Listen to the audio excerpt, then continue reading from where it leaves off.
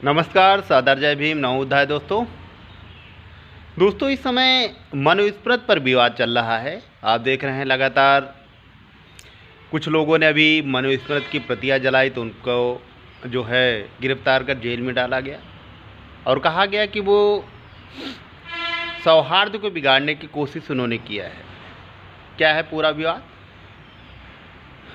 25 दिसंबर 1927 को बाबा साहब भीमराव अम्बेडकर ने मनुस्मृति की प्रतियां जलाई थी। क्यों जलाई थी? क्योंकि मनुस्मृति में असमानता, भेदभाव और वर्ण व्यवस्था के अनुसार काम करने की बात कही गई है। अब उनका जो विरोध था, उनका क्षोभ था, वो केवल असमानता के खिलाफ था। उन्होंने किया था संविधान लागू होने के बाद अब भारत में संविधान के अनुसार चीज़ें चलती हैं तो हमें मनुस्मृति का दहन करने की कोई ज़रूरत भी नहीं है। पहली बात, क्या ज़रूरत है मनुस्मृति का दहन करने की? हमें ज़रूरत ही नहीं है। हमें मनुस्मृति को पढ़ने की ज़रूरत है और अपने लोगों को पढ़ाने की ज़रूरत है। आखिर मनुस्मृति में है क्या? क्या मनुस्मृति में कहा गया है? कुछ लोग कहते हैं कि मनुस्मृति में कहा गया है कि स्त्री पूजनीय है, स्त्री का जहाँ सम्मान होता है वहाँ देवता निवास करते हैं। इस बात से हम भी सहमत हैं कि स्त्री का जहाँ सम्मान है वहाँ देवता निवास करते हैं। चलिए मान लेते हैं, लेकिन उसी मनुस्मृति में स्त्री को स्वतंत्र रखने के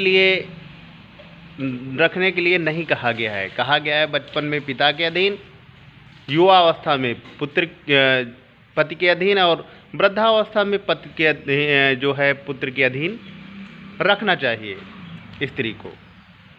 और शूद्रों को, वैश्य को, ब्राह्मण को और जो है क्षत्रिय को उनके कर्म जो है वर्ण व्यवस्था के आधार पे करने चाहिए। इस हिसाब से तो बहुत सारे जो क्षत्रिय हैं उनको अपना शिक्षक अगर छोड़ देना चाहिए, पद इंजीनियर छोड़ देना चाहिए, वैसे हैं शिक्षक छोड़ देना चाहिए।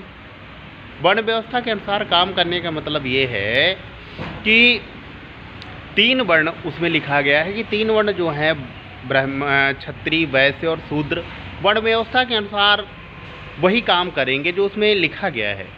और क्षत्रिय और वैश्य शूद्र की बात कहा गया है और वही कहा गया है ब्राह्मण वर्ग अपनी सुविधा के अनुसार, यदि अगर परिस्थितियाँ उसके अनुकूल नहीं है तो वो कोई भी कार्य कर सकता है।